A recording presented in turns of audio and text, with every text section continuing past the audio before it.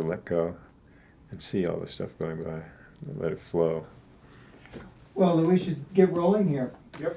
Let's roll. If you get into deep stuff, you might want to get Fulton into. He was very interesting cameraman and part of the ski scene for sure.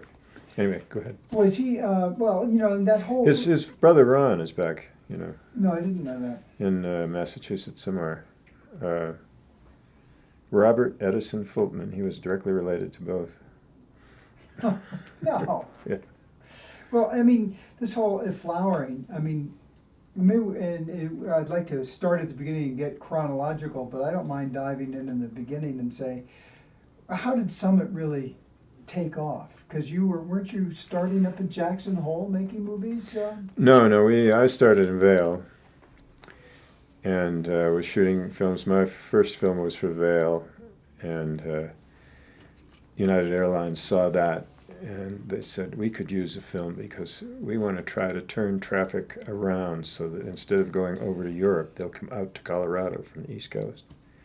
And so they talked about it, and a fellow named Don Fowler cornered the president of United Airlines in the restroom in Chicago.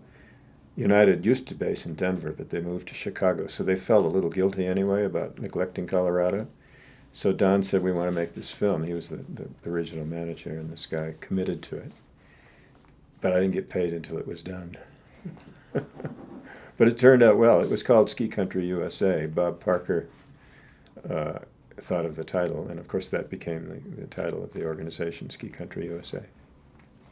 Well, so now, did you go through Bob to get the contract, or did you? No. I worked directly with United. Because up until this time, ski films especially were travelogues.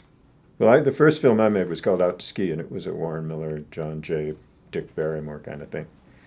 And it was a nice film. In fact, I'm giving the Mount Rainier, its first ski descent of Mount Rainier is in that film. And I brought the original up today to give to Bill Briggs because he was in that ski descent. So that's kind of fun, some nice old history. He'll probably make a copy of it. You can get it if you want. We went with Jim and Lou Whitaker, the famous brothers, these giants. They were one of them. Well, Jim was on Everest.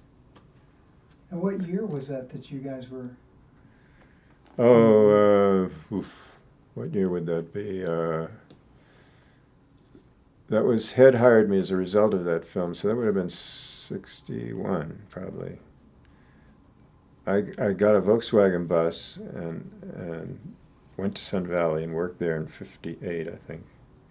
59, then I had to take odd jobs getting money because I had this addiction to film. I just had to buy another roll of film.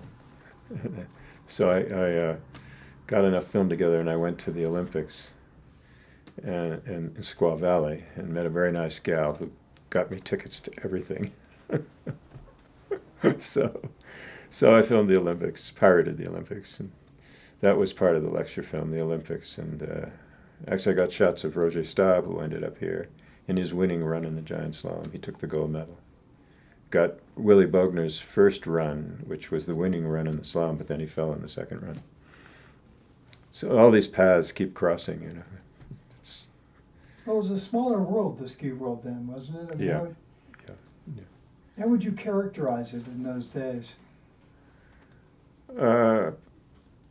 Smaller, more personal, more fun. There were always guys like Stein and even Art who saw it as a way to make some money. But even when they were making money, they were having fun. And some were smarter than others about making money. Everybody had fun. It was very personal, and you couldn't get too much money. Like Vail was a private club, and very wealthy people were here, but you couldn't tell a wealthy person from a ski bum because they all interacted together. They were all friends. They all were on first name basis. Tom Watson Jr., IBM, he had a little condo over here with his family, with Olive and their kids. They hid out here. Now, if somebody like that came into town, they'd have a 20,000 square foot trophy home. But Watson lived in this little cubbyhole. Different, you can tell there's a different feeling. They were here to have fun, be with people, not, there was no ostentatiousness about it.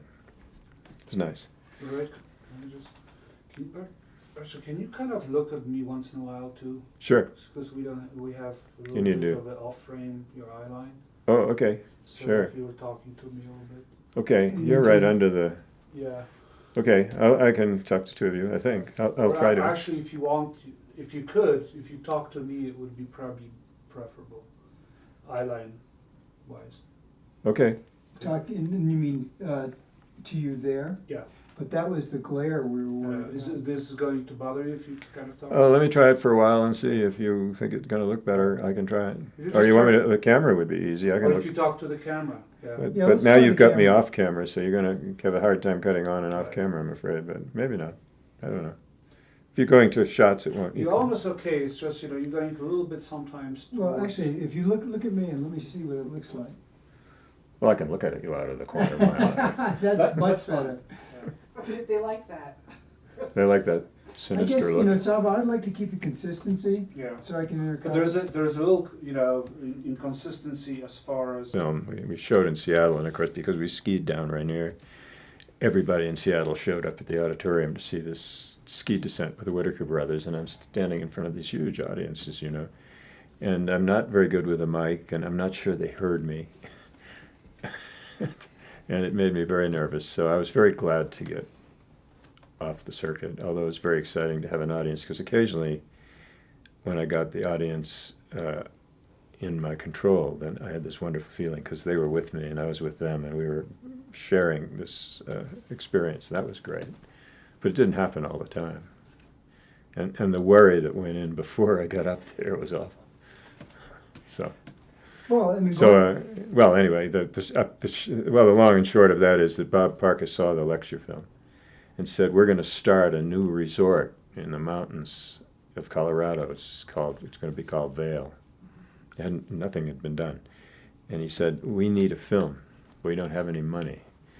But he said, we have some land. And we talked for a while, and I didn't commit at that time. But shortly after that, Howard Head hired me to be the Rocky Mountain ski rep. And when that happened, I had a job, so I could afford to shoot Vail's film. And I did, the first one. The second one, actually, the guys that the investors put together a little thing before that. so were you selling head comps? Yeah. Oh, yeah. I worked very closely with Tom Corcoran in the design of the slalom skis, because I was a racer, and oh yeah, I was more than a rep. Yeah, I was kind of the racing rep, and they had training camps here, So Howard was trying to get everybody on metal skis, of course, and they went on metal skis too. Took a while, and we had a slalom ski, believe it or not. Although nobody took that to the Olympics, I don't think. Tom Corcoran was close. He wasn't racing anymore, but he thought we had a magic ski at that point, a really good slalom ski. Oh, I remember as a kid that yellow bottom head comp was Yeah. that was the ski. Well, he had the powder ski too, the great powder ski, which was perfect for Vail. It was a very soft tip ski, kind of wide, and it was perfect. You could just float all over the place out of here. Never catch a tip, never sink in. When I came out here the first time before I went to work for Head, I came out on Kesley slaloms, wood skis, and sunk right out of sight. And if I didn't have a perfect position on those skis, I would crash. They'd just dive. It's very good for your technique, though. Yeah, or margin for error. So that United sponsored film. I mean, you guys just stayed with finding sponsors for films, right? Well, United was a big plus, but right after United, I went for a whole year without a job, and I lived on venison and grouse and ducks and whatever I could shoot because I was so broke. But then Ernie Blake down in Taos decided he needed a film for New Mexico, not for Taos, but all of New Mexico. So they hired me, and I went down there and hung out in New Mexico. It was great. That's a wonderful country down there. Great resort. What a guy, too. Yeah, he was a great man. I'm amazed somebody hasn't done something with him, because he was a really interesting character. In intelligence during the war, he he had to interview these German generals and decide what to do with them, whether they were going to die or be released. He was a very interesting guy. Wow, he was Swiss. I didn't Yeah, realize Swiss. he played that kind of a role during the war. He was Swiss, and I think he was Jewish as well. Although, yeah, Ernie Block, I think, B-L-O-C-K was it. But he had because he was sympathetic. He wasn't a very, very sharp man, but he wasn't a cruel man. He had a kind of a cruel sense of humor sometimes. I mean, the first time I got there, I was selling skis, and I walked into his place, and he said, "Oh, you must be thirsty. Here, have a glass of water." A big glass of water. It was Kirschwasser. So I was really thirsty. I was like this, boom. And this huge fire went down through my body, and he laughed. I couldn't keep a straight face either, but I almost threw it up on him. There was a lot of Kirschwasser. It went down quick. Great guy. Yeah, there's a little sign right at the base of the lift that said, "Achtung, Achtung, you are leaving the American sector." Good man, great man. I tried to talk the ski museum into giving him a Hall of Fame position, but they're Colorado, so they couldn't. I don't think New Mexico has such a thing. So. But he should be in the National Hall of Fame. He's one of the great ones. I'll check. I'm pretty sure he is. He probably is, yeah. Well, now that still was not really what I'd call a sponsored film. You were really shooting, a subject film for a client. No, it was a travelogue from New Travelogue. Mexico. Right. New Mexico Ski Affair it was Still called. not. It was a travelogue, and the state paid for it. Well, what about the sponsored film thing? American Airlines, didn't they hire you? No, TWA did. Western did. Frontier did. Eventually, we did all of the airlines, but the real sponsored films that made us our success were the Hart ski films. They were all sponsored films, but Hart was very generous with not wanting a lot of heavy-handed promotion in the films, so they just wanted to have some great skiing on their skis. They figured the skis would sell. I think I convinced them that the performers would sell the skis. They didn't need to say anything about the skis. Well, and by that time you'd been making films for quite a while. I mean, you'd already geared up by the time you got Hart, didn't you? Well, the sequence of events there is I was shooting the Ski Country USA film, then New Mexico Ski Affair, and then I went up to Jackson Hole to see if I could get to shoot a film for that new ski area. And Paul McCollister said, "Yeah, we'd like to have you shoot it. We like your work, but unless you live here, you're going to miss the good powder days." So Barry Corbett lived there. And so I went to a fundraiser for the 1963 Everest expedition that Barry was holding because he was an Everest climber. And met him, and I told him, I said, "Well, I can get this film, but only if you want to work with me." And so he said, "Sure." And that started that partnership. And it went on from the mid-'60s until 76 or so, when he, being paralyzed, just decided he didn't want to do any more sports films. He just had enough. Well, there you are, you're in Jackson Hole, and Barry's collecting most of the footage, or did you stay there that winter? Or? I'd come up and shoot. We shot each other because we couldn't find any skiers. That's another interesting story because Barry fell while we were shooting up on the hill, and he broke a tendon in his knee, and a blood clot went into his lungs and collapsed one of them. And it was quite serious, but 6 months later he went to Antarctica on a climbing expedition for National Geographic, and he climbed 6 of the 7 highest peaks there. Amazing character. But even when we were shooting Ski the Outer Limits, he was in Grenoble. That's where Bob Redford worked for him there, Bob Redford carried Barry's tripod because he was studying the racing events to make Downhill Racer. But anyway, he'd call me from Grenoble, and he'd say, "This knee is acting up, and now the blood clot is moving." And he was quite worried about it. He could tell when something was going on with the injury. But when he had the helicopter accident, they tied off some things so that couldn't happen. what did you guys finally finish the film? You got your, it was Barry then filming just you? I mean, who was No, like we got other skiers when we could. But, you know, if it was a good powder morning, we couldn't find anybody in town. I think I filmed him more than he filmed me, probably. He was a very good skier. You still have a copy of that film? You know, Peter Palafian, who was a filmmaker up in Jackson, he was asking me if I had it, because they just made a film about Corbett's Couloir. You know, if you've skied Jackson, there's this huge couloir, and that's Corbett's Couloir. And he made a film that won the Barry Corbett Film Festival this winter about Corbett's Couloir, using our stuff and other stuff. I don't know what he has in it. But he called me a few days ago and said, "Do you have any ski footage of Barry?" And I said, "I think there's some in that old film." But I don't know where that old film is. I may have it at home. I started digging around today and looking for old films. So after that film, did Barry move down here, or No. He stayed in Jackson. We commuted, big commute, but beautiful drive, so we didn't mind. It's an all-day trip. He'd come down here every couple of weeks, and I'd go up there every few weeks. So. Until the accident, and then of course he moved into Denver, and it was closer, but it was too bad. He really loved climbing most of all. He was involved in a climbing school. That was his real love. Film was his second interest. But of course, after being paralyzed, he became a very good editor, producer. Well, following the sequence of events after the Jackson Hole film, when did you? What were you doing down here?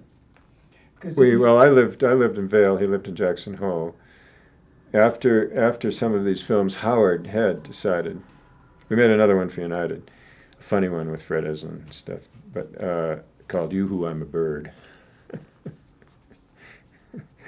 I could remember some of Fred Eslin's lines. He's a very funny guy. But anyway, how'd you get connected with Fred?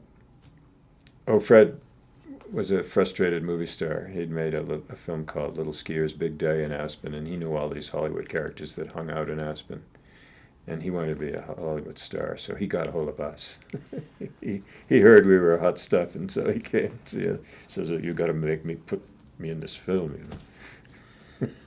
And he had some great ideas. Funny. He had a cast. You know, we did this in the film. He would put a cast on his leg and go into a bar, and he'd wear this hat full of pins, and we found some great looking babes, you know, and he'd point to his finger to his head. "See my hat? I have been around." And then he'd proceed to talk to these gals, and then we had him climb. We climbed up what's this $1.50, this little beginner hill in Sun Valley with no trees on it. It's just a pile of snow. And so he puts on Barry's outfit that he had on Everest, and he pretends he's climbing to the summit of Everest and complaining about not having enough oxygen, tearing the mask off, and finally when he gets to the summit, waving his hand. Great funny stuff. Anyway, Howard saw that, but he wanted a serious film. And did you ever meet Marty LeRae? No. He was a writer for Ski Magazine in New York. And so he hired Marty, and Marty wanted to have a jazz Bach film, you know, very sophisticated, kind of moody piece on a day, ski resort experience. The early morning scenes of the patrol skiing down, and then guests arriving, all very subtle and nice to this delightful Bach. But nobody got very excited about the film. And Howard wasn't about to do another film, but Hart somehow got a hold of us. I can't remember how. Maybe it was because Roger was here, and he was on the Hart ski team. I can't remember how that. Charlie Untenauer got a hold of us anyway, and somehow we started into these Hart films. Well, now, through this period, were you gearing up, hiring people, and getting to be more than one-man show? Or yeah, we got, show? After Outer Limits, we got quite successful, and we hired a lot of people. We hired Norman Deerenfuth, who was the head of the American Everest Expedition. We hired Dick Dorrance, who's famous in his own right, of course. and Paul Ryan, who made Ski Racer, and Carly with Carl Schranz. And we all worked on each other's films, but Paul was mainly responsible for that one. And Bob Fulton, who was doing this wonderful technique stuff, just this art film stuff, which I became too enamored with, and I liked it so much that I pushed it on clients, and it cost me clients because they didn't like it, because it takes time to learn to see that fast. Well, now you described that to me before we were on camera, so now you got to go back and put that on record. Who Okay. was Bob Fulton? Bob Fulton, well, his dad, I think, owned Mack Trucks or something, but they lived in an estate in Connecticut. He had a lama from Tibet living on the estate with him. A very intellectual character. He and his brother Ron and his other brother Travers. And Bob had a little Cessna that he would fly around, and he had a saxophone.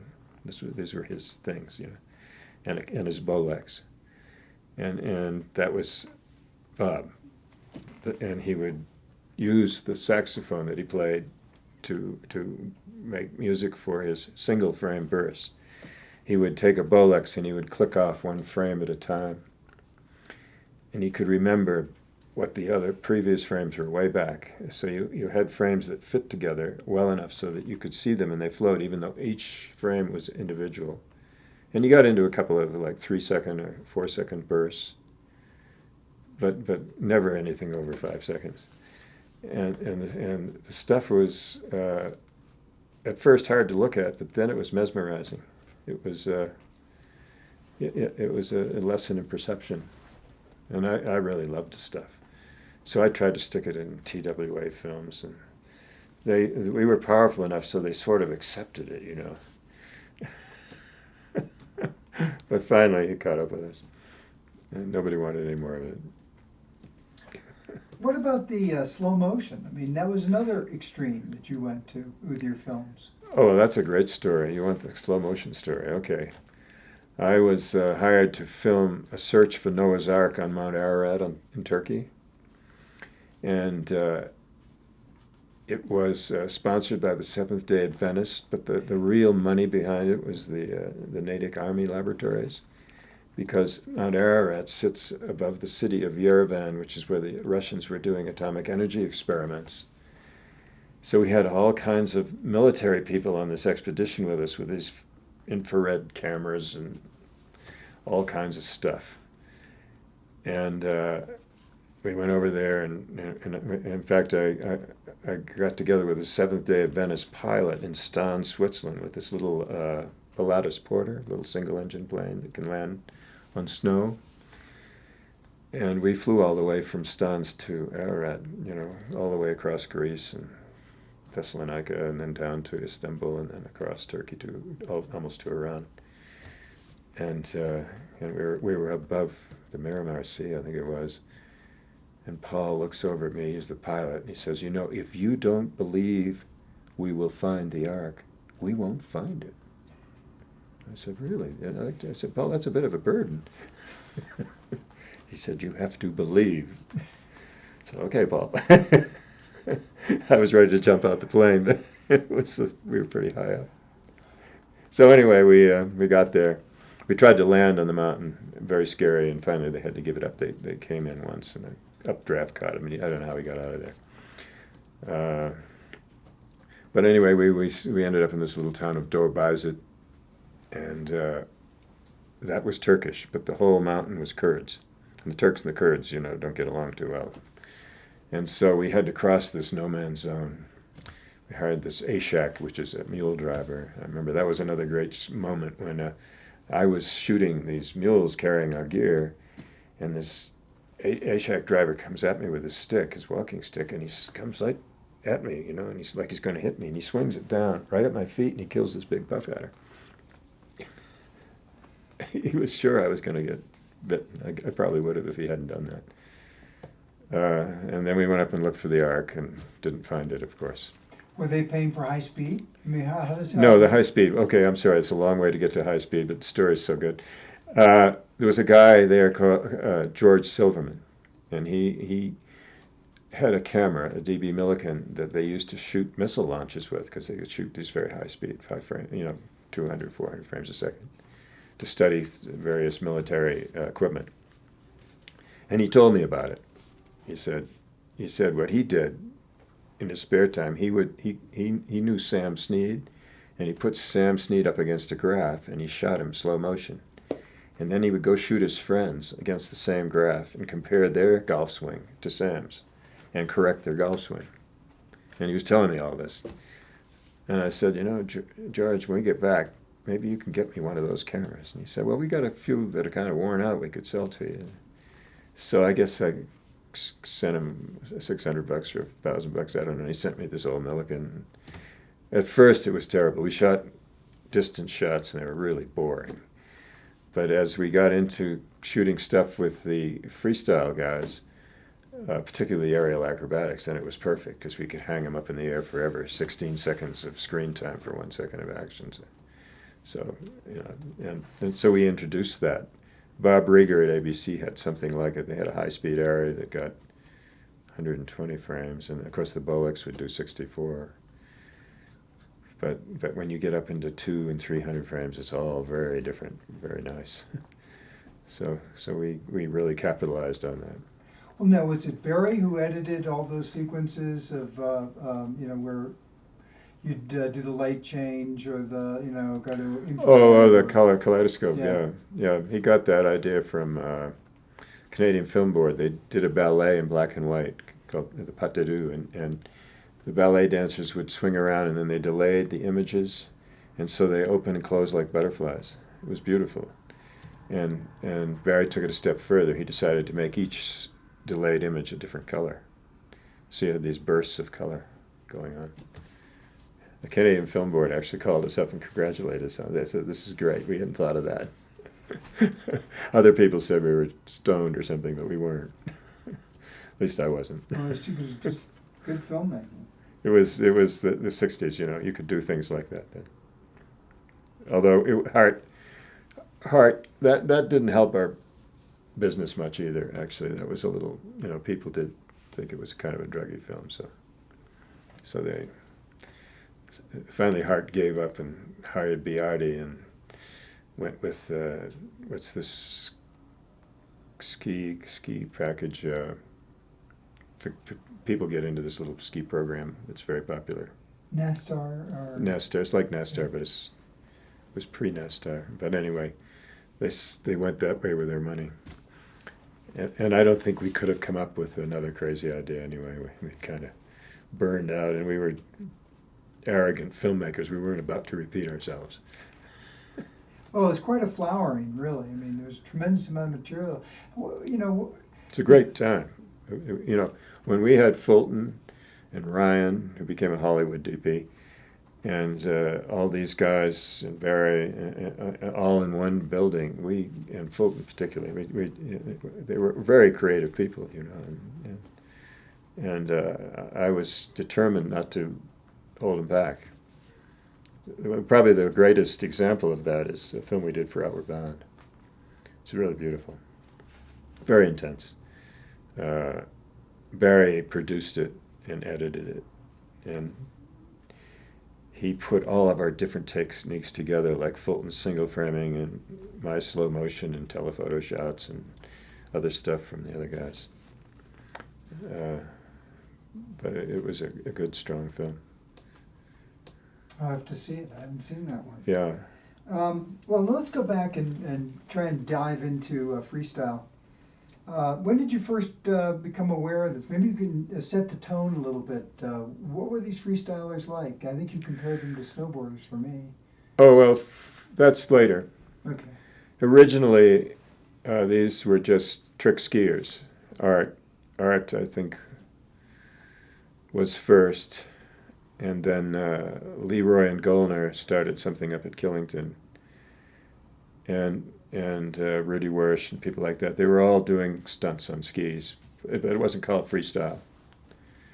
And Doug Pfeiffer can correct me if I'm wrong, but he saw these films, and we weren't the only ones shooting these guys. Barrymore was too, and Warren was. But Doug got the idea of turning it into a competition, like a diving or swimming or something. And so he set it up, you know, the freestyle, the ballet, the moguls, and the aerials. And it got more and more popular.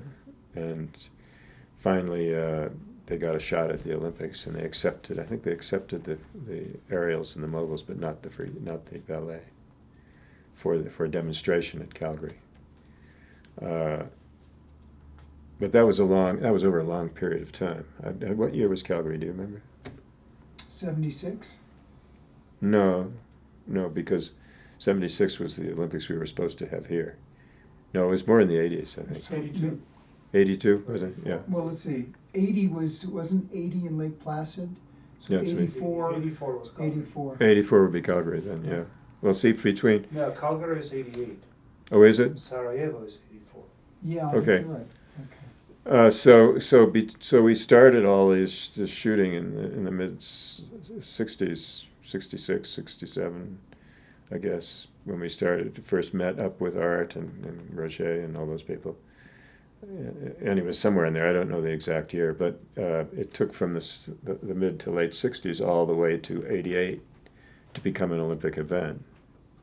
And the big holding, the thing that held it back were the accidents.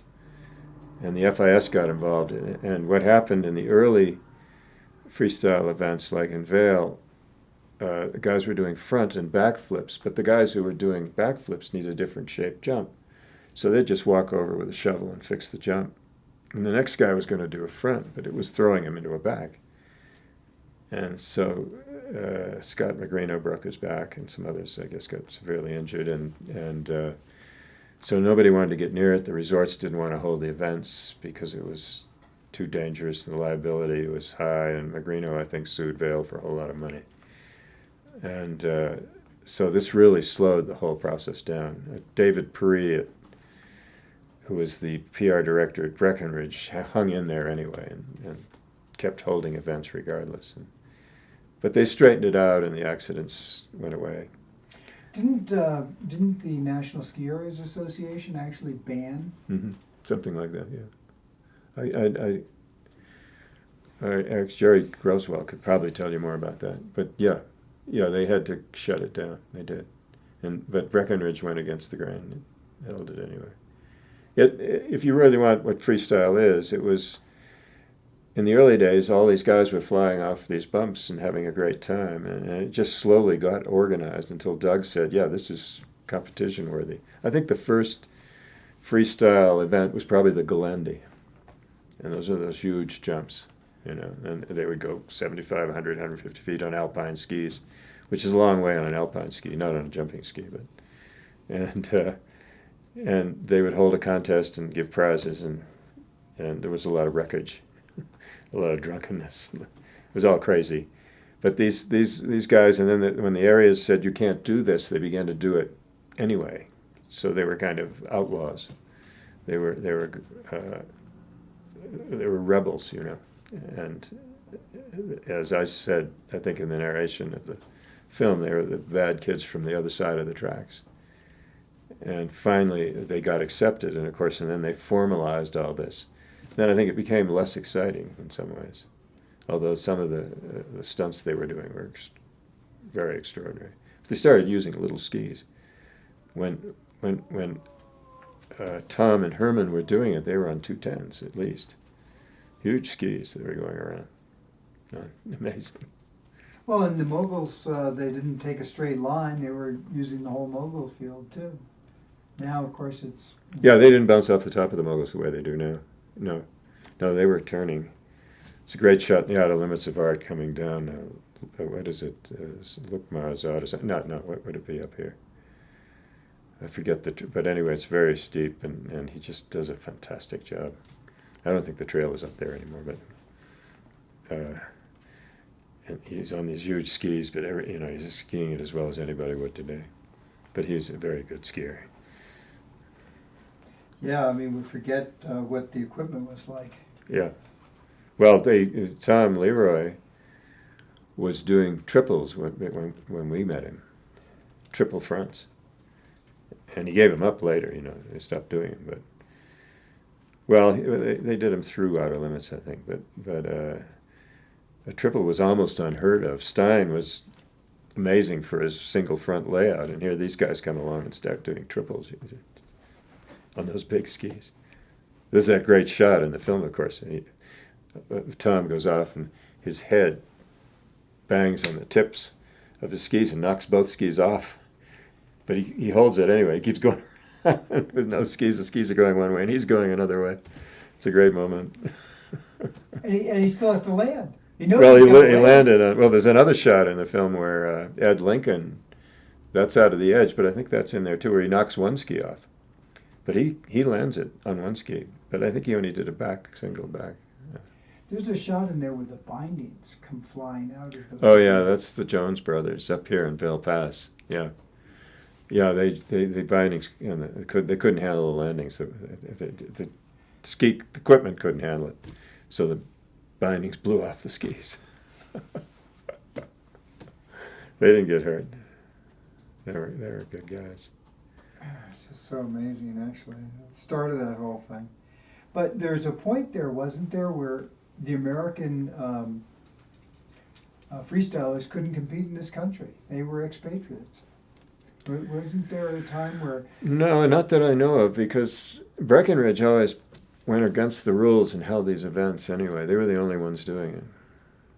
But as far as I know, we were filming all these resorts all the time. We made films for Ski the Summit, which is Keystone, Breckenridge, and Copper.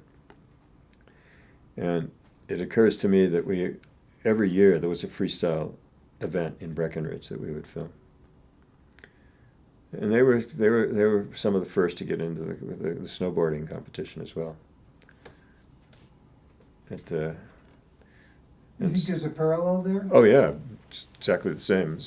It's young kids trying to differentiate themselves from what's gone on before or from their parents, whatever. They want to have a territory of their own, and so they carved out first freestyle and then later snowboarding. And you know, you can tell by the clothes they had and the way they partied. They were pretty wild. Freestylers were really wild at one point. And I guess the snowboarders, I didn't get into snowboarding that far, so I don't know. They probably still are. So there's always been that party side of the sport, Now, the reckless side. Art was a pro, wasn't he? A pro freestyler? Was there a pro circuit for freestyling ever? They had contests, but I don't know if they had a pro circuit. Curtis Oberhensley, Salt Lake lawyer, tried to start a pro circuit and sign him up because NBC had gotten interested. And then Bud Palmer got interested, and he tried to sign him up too. And the idea was that, you know, this was going to be a great television event, sort of like these extreme things have become now. And they were going to make a lot of money, and they were going to have a union, and these freestylers would be in the professional union. But there was a lot of infighting and didn't work. The freestylers themselves weren't ready for it. They weren't that professional. Art was a real pro. Oh, well, all the Hart team had become quite professional at that point, but all these other kids that were wandering into it weren't. You know, they were pretty crazy. And sometimes they were pro and sometimes they were very amateurish. It depended on how they felt that day. Well, I'm going to get a chance to talk to Art about it because I know he was trying to ride that into, fame and fortune, wasn't he? He did, very successfully. Oh, and don't forget Susie Chaffee, Susie Chapstick. She was great. And really... She's still around. And head and shoulders above everybody else at that time. She had great style and didn't, she was kind of a crazy girl in her own way. Well, she was an actress in some of your films, too. Oh yeah, she was in all of her films. She was very disappointed when we didn't take her to Chamonix on the Great Ski Chase. In fact, she really hated me after that and made a lot of trouble for me. Well, I think we've covered just about all of it. What I have to ask you in the seconds that are left, how do you see skiing now? I mean, is it overdeveloped, or how do you characterize that overdevelopment? Well, skiing is sliding downhill, and it's a whole lot of fun. It's gravity. And I think perhaps the ski industry itself has become too involved in technical matters and therefore expensive stuff, boots, bindings, skis, clothing, and it's excluded so many people. And I can remember skiing on almost anything and having a wonderful time. So it hurts me that skiing isn't more available to people who really could use it. Like we could put small lifts in these towns out in the mountains here where we have snow, and they could be run as part of the school program and be free. And a lot of these kids who come from tough backgrounds would have a wonderful outlet to change their whole lives. But it's got to be inexpensive, and it can't have this kind of expensiveness attached to it. Eats up a lot of land too, I mean, around these resorts. Well, that's if you want to get into that, that's another whole monster. We have to change tape for that. Yeah. Yeah, I Well, don't know if you I want to think get we into got our ski trophy history. homes, ostentatious displays of conspicuous expenditure.